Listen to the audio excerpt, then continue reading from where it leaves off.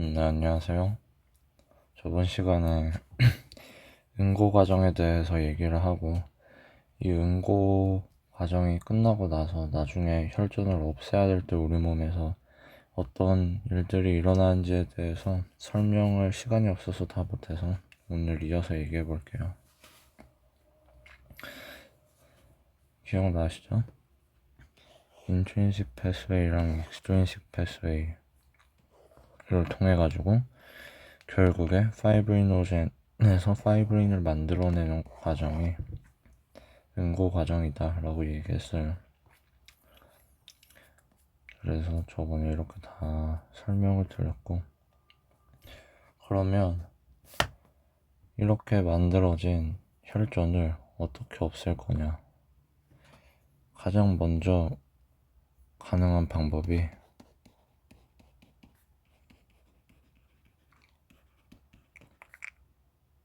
안티스롬빈 3예요. 이 안티스롬빈 3는 어떤 방식으로 응고를 억제하거나 없애냐, 응고가 된 걸 없애냐? 얘가 팩터 2, 7, 9, 10, 11, 12를 억제를 해요. 그러니까 7을 제외하고서 2, 9, 10, 11, 12에 다 어느 과정에서 쓰이는 애들이에요. Intrinsic Pathway에 있는 응고인자들이죠. 그래가지고 이 안티소름빈 3는 이 Intrinsic Pathway 과정을 억제하게 된다. 그러면 얘는 간에서 생성되고요. 활성화는 어떻게 되냐면 내피세포에서 뭐를 만드냐면 익숙하실 거예요.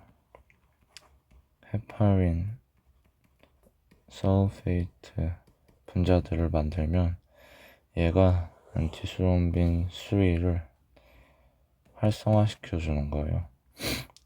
그러니까 이 안티스롬빈 3 자체는 간에서 만들어지는데 활성화가 되려면 내피세포에서 헤파린 설페이트를 만들어줘야 된다라는 거죠. 당연히 얘가 부족하면 하이퍼코아귤레이블 스테이트가 되겠죠. 그러니까 응고가 좀 잘 되는 몸 상태가 되겠죠. 그리고 두 번째, 넘어가기 전에 이거 헤파린 많이 들어보셨죠? 우리가 헤파린 항원고제를 쓰는 기본적인 원리가 이건 거예요. 헤파린이 안티스롬빈 3를 액티베이션 시키고 그 안티스롬빈 3가 응고를 억제한다. 그런 걸로 생각하면 돼요. 헤파린에 대해서는 나중에 기회가 있으면 조금 더 자세히 얘기해 볼게요. 그리고 두 번째로 얘기할게 프로틴 C랑 있어요. 제가 아직 바이타민 K랑 와파린 이런 얘기를 안 했는데 이 프로틴 C랑 S 같은 경우도 바이타민 K랑 와파린에 의해서 억제가 될 수 있는 친구들인데 이건 나중에 기회가 되면 더 얘기해 볼게요. 그래서 지금 하고 싶은 말은 이 프로틴 C랑 S는 뭐 하는 애냐? 얘네들은 팩터 5A랑 8A를 억제,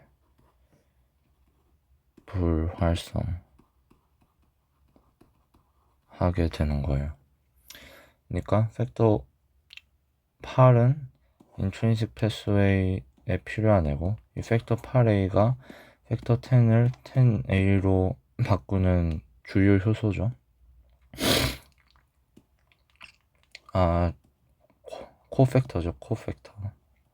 팩터 8A는 코팩터고 팩터 9A가 주요 효소고요.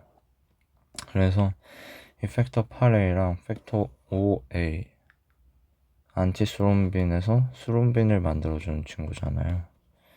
얘네 둘을 억제함으로써 응고 과정을 억제한다. 그래서 이 프로틴 C, 요중에 프로틴 C는 인액티브한 상태로 피해서 돌아다녀요.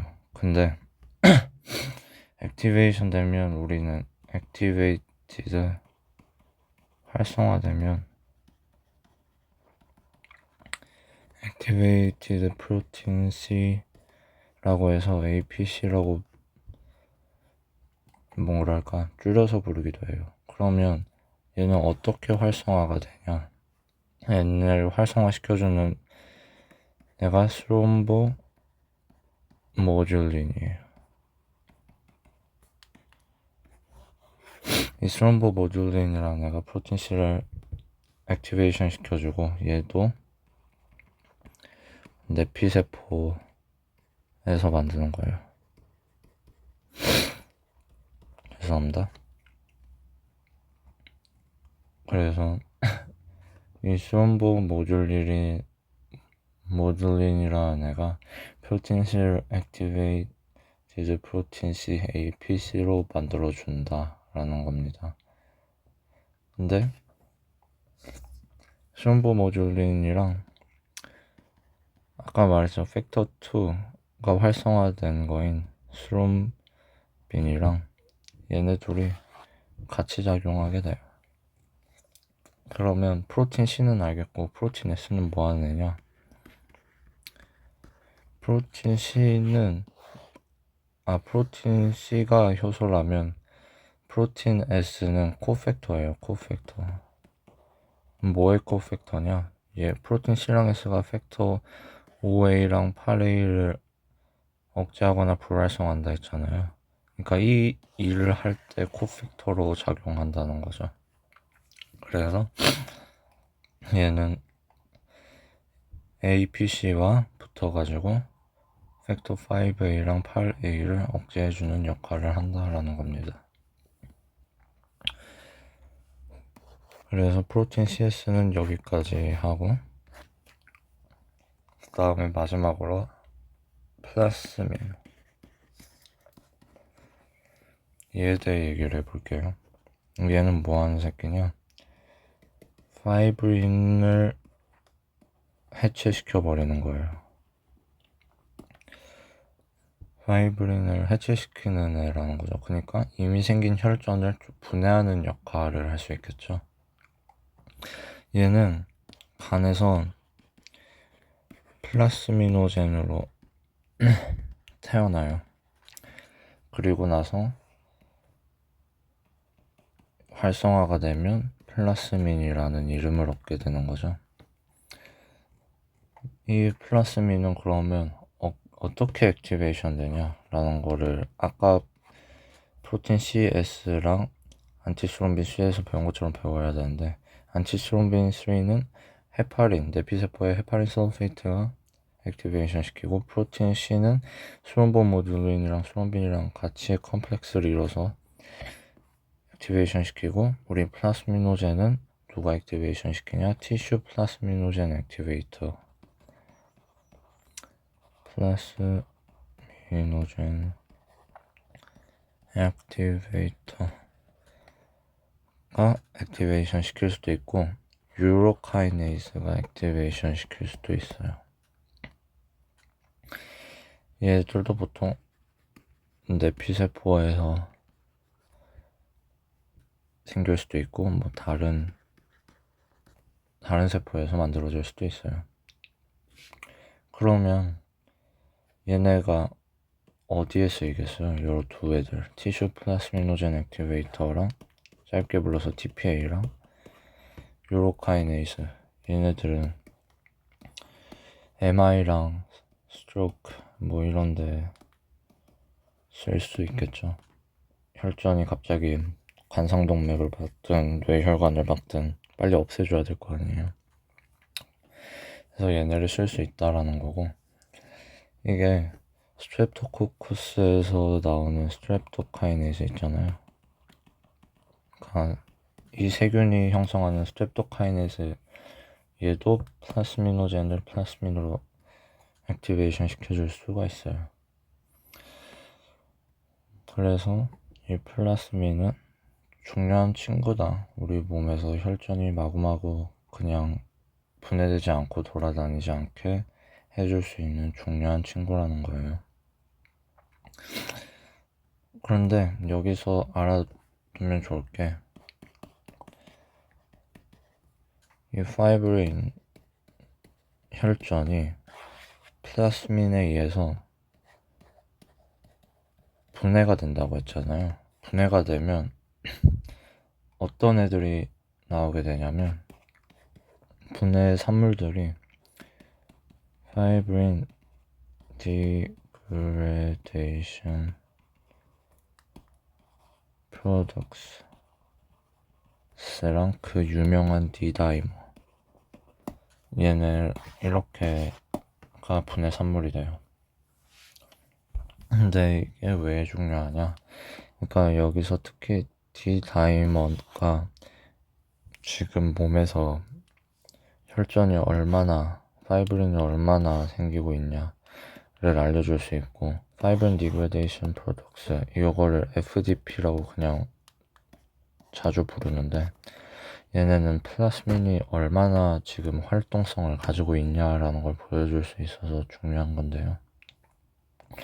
이게 제가 저번 시간에 말했는데, 파이브린이 그냥 만들어지는 게 아니라 파이브린이 크로스 링킹을 할 수 있다고 했잖아요. 그리고 이 크로스 링킹을 도와주는 애가 팩터 13이라고 했잖아요. 팩터 13. 그래서 파이브린이 크로스 링킹 되고 나서 분해가 되는지, 아니면 파이브린이 크로스 링킹이 되지 않은 상태에서 분해가 됐는지에 따라서 뭐가 생기는지 다른 거예요. 파이브린이 크로스 링킹 되고 나서 분해되면 정상적으로 크로스 링킹이 되고 나서 분해되면 디다이머가 생성이 돼요. 그러면 FDP는 어떻게 생기게 되는 거냐? FDP는 그냥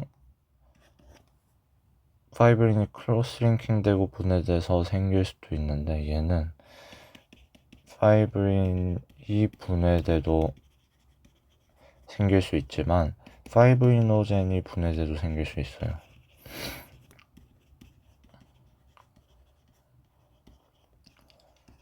그러니까 FDP는 뭐가 분해되든 생길 수 있는 거고, 디다이머는 무조건 파이브린이 생기고 그 파이브린이 팩터 13에 의해서 정상적으로 크로스 링킹이 되고 나서 분해가 돼야 생긴다는 거예요.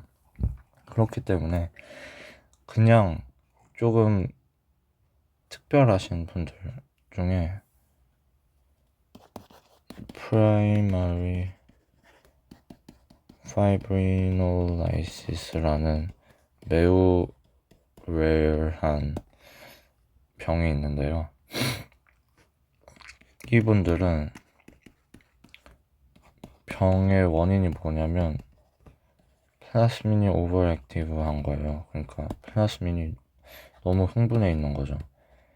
그러니까 플라스민 혼자만 지금 흥분해 있는 상황에서는, 그러니까 몸에 혈전이 특별히 많이 생기지 못하고 그냥 플라스민만 혼자 흥분해 있는 거잖아요. 그러니까 파이브린이 생긴 상태에서 분해가 되는 게 아니라 파이브리노젠이 분해가 되다 보니까 FDP는 올라가는데 디다이머는 정상인 거예요. 그러니까 혈전이 생기고 나서 플라스민이 액티브해져서 혈전을 녹여야지 디다이머가 올라가는데, 그냥 플라스민 혼자만 놀고 있으니까 파이브리노젠만 분해를 시켜가지고 FDP를 만들고 있는 거죠. 그래가지고 primary fibrinolysis 환자들에서는 FDP는 올라가지만 디다이머는 정상일 수 있다 라는 거고, 또 이 경우에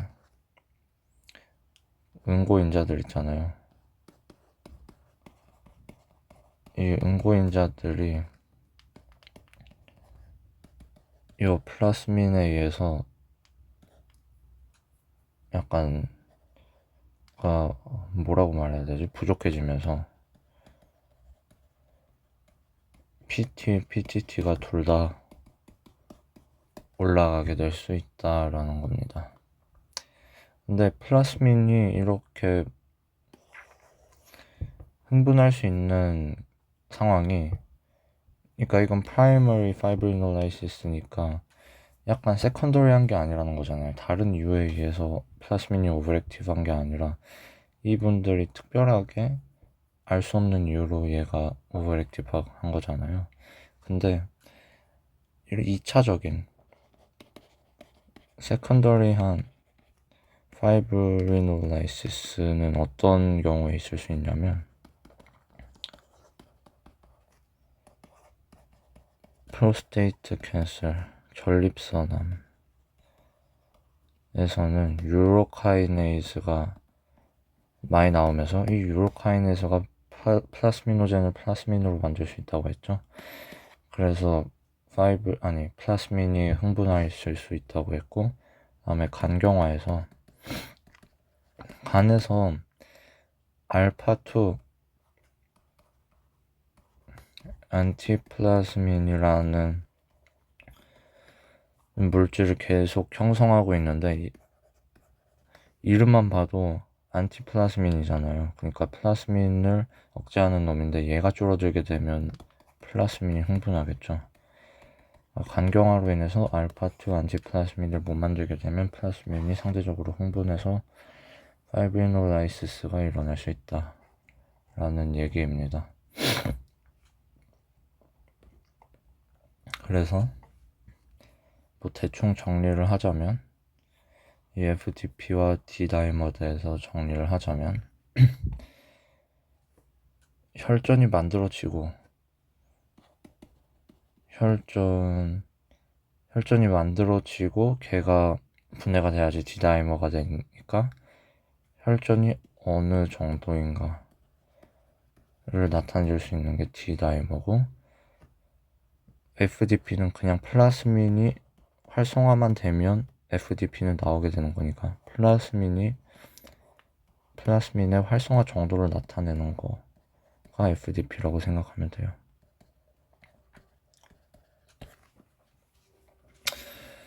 아주 좋죠. 그래서 당연히 D다이머는 DVT 아니면 pulmonary embolism 뭐 이런 상황에서 올라갈 수 있을 것이다. 민감도는 되게 높지만 특이도는 낮다고 합니다. 그러니까 DVT랑 P인 경우에 D다이머가 거의 무조건 올라가지만 꼭 DVT랑 P일 때 올라갈 필요가 없다는 소리죠. 그 다음에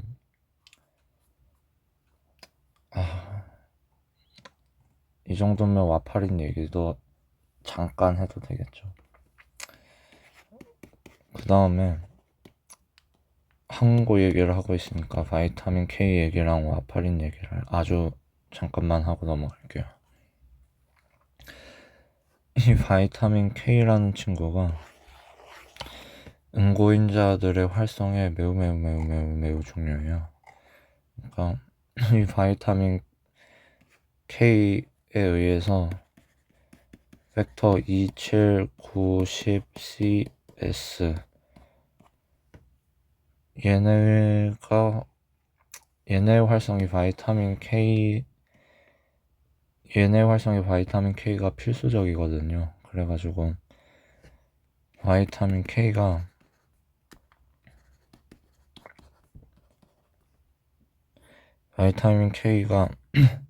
없으면 팩터 2790이 고장나니까 당연히 응고가 안 되겠죠.